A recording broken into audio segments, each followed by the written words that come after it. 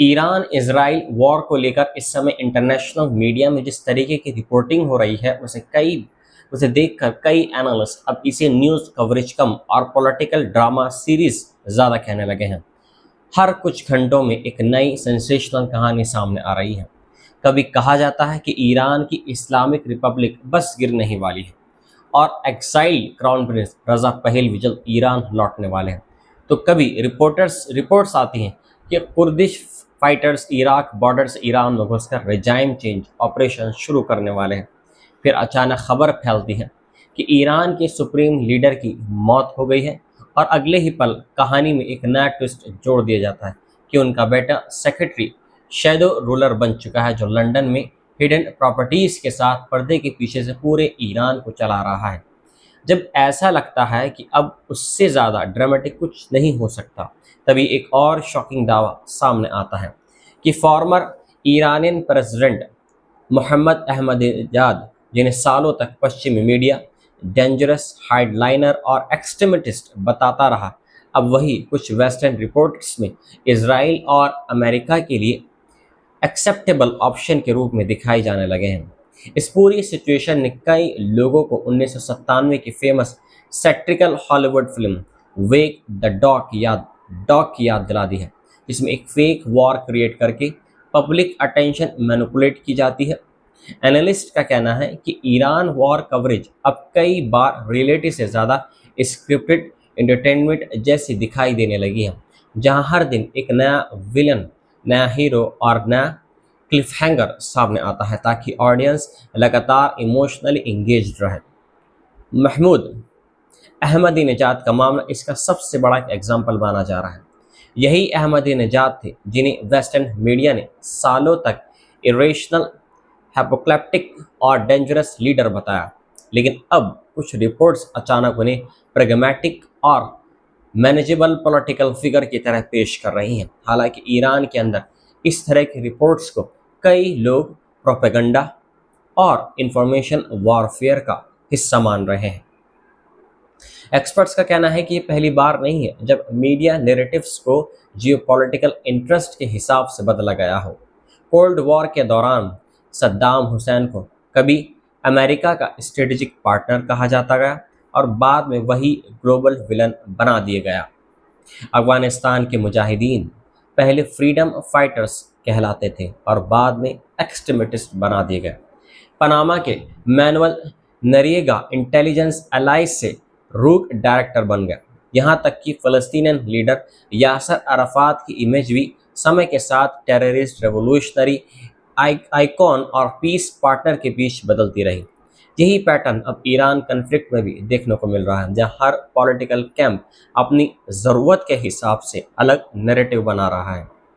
जानकारों का कहना है कि मॉडर्न वॉर्स अब सिर्फ बैटलफील्ड पर नहीं बल्कि इंफॉर्मेशन स्पेस में भी लड़ी जाती है। Social media algorithms, AI driven amplification और वायरल कमेंट्री कल्चर ने स्पेकुलेशन को फैक्ट से ज़्यादा पावरफुल बना दिया है। रातों रात सेल्फ प्रोक्लेम्ड ईरान एक्सपर्ट्स सामने आ रहे हैं, जिनमें से कई पर्शियन लैंग्वेज तक नहीं जानते हैं, लेकिन फिर भी ड्रामेटिक प्रेडिक्शंस कर रहे हैं। वॉर के दौरान गवर्नमेंट्स और मीडिया आउटलेट्स अक्सर ऐसे नैरेटिव्स पुश कर रहे हैं जिनका उद्देश्य बैटलफील्ड रियलिटी से ज़्यादा पब्लिक परसेप्शन को शेप करना होता है। लक्ष्य होता है इनेमी को वीक दिखाना, कोलैप्स का इल्यूजन क्रिएट करना, डोमेस्टिक ऑडियंस को प्रेशराइज करना और साइकोलॉजिकल प्रेशर बढ़ाना। इसी वजह से कई रिपोर्ट्स बिना वेरिफिकेशन के वायरल हो जाती हैं और बार बार रिपीट होने के बाद स्पेकुलेशन भी लोगों को सच लगने लगता है। यही सब हुआ ईरान वॉर कवरेज में। सबसे बड़ा दावा लगातार ये किया गया है कि इस्लामिक रेवोल्यूशन यानी इस्लामिक रिपब्लिक कोलैप्स होने वाली है। शुरू से कहा गया है कि रिजाइम अपने आखिरी दिनों में है, एथनिक माइनॉरिटीज़ रिवोल्ट कर देगी, इलाइट फ्रेगमेंटेशन इरिवर्सिबल हो चुका है और एक्सटर्नल मिलिट्री प्रेशर के साथ इंटरनल अनरेस्ट मिलकर लीडरशिप चेंज कर देगा। लेकिन ग्राउंड रियलिटी अब तक इन प्रेडिक्शन से काफ़ी अलग दिखाई दी है। चाहे कोई इस्लामिक रिपब्लिक को पसंद करे या ना करे, लेकिन ईरान ने अब तक काफ़ी स्ट्रॉन्ग वॉर टाइम कंसोलिडेशन दिखाई है। बाहरी हमलों और सेक्शंस के बावजूद नेशनलिज्म और इंटरनल कोहेजन कई जगह बढ़ता दिखाई दिया। कई एनालिस्ट का कहना है कि वेस्टर्न मीडिया ने ईरान के एडवर्सरीज को हुए नुकसान को कम दिखाया है, जबकि ईरान की कमजोरी को बढ़ा चढ़ाकर पेश किया गया है। इसी वजह से बैटलफील्ड रियलिटीज और मीडिया नैरेटिव्स के बीच बड़ा गैप दिखाई दे रहा है। कुछ एक्सपर्ट्स इराक वॉर 2003 की याद भी दिला रहे हैं, जब वेस्टर्न मीडिया ने वेपन्स ऑफ मास डिस्ट्रक्शन के क्लेम्स को बिना सवाल पूछे एम्पलीफाई किया था और बाद में वे क्लेम्स झूठे साबित हुए। उनका कहना है कि जर्नलिज्म की क्रेडिबिलिटी क्राइसिस वहीं से शुरू हुई थी और आज ईरान वॉर कवरेज उसी पैटर्न को दोहराती दिखाई दे रही है। जानकारों का मानना है कि फ्यूचर में जर्नलिज्म स्टूडेंट्स और इंटेलिजेंस एक्सपर्ट्स इस पूरे दौर को इंफॉर्मेशन वॉरफेयर और नैरेटिव वेपनाइजेशन के सबसे बड़े एग्जाम्पल्स में से एक के रूप में पढ़ेंगे, जहां प्रोपेगेंडा और इसके अलावा एंटरटेनमेंट, रूमर्स और सेलेक्टिव रिपोर्टिंग एक साथ मिल गए हों।